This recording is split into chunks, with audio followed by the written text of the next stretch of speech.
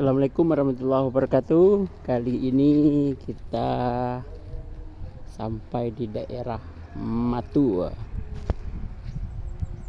Kalau sana berjalan dari Matu menuju Maninjau, nanti akan bisa melihat sebuah rumah gadang tua di sebelah kanan jalan.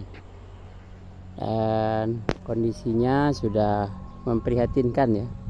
Tapi dari segi ukuran, rumah gadang ini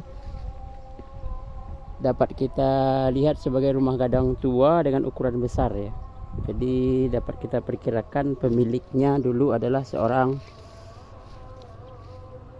pejabat lah ya, atau orang besar di daerah sini. Jadi ini kondisi rumah gadangnya. Dan dapat kita lihat 1, 2, 3, 4, 5, 6, 7 ya 8 ruang lah kalau istilahnya. Dan kondisinya sudah menyedihkan. Semoga nanti ada lagi rumah gadang yang bisa merepresentasikan budaya Minangkabau ke depan. Oke, itu saja. Assalamualaikum warahmatullahi wabarakatuh.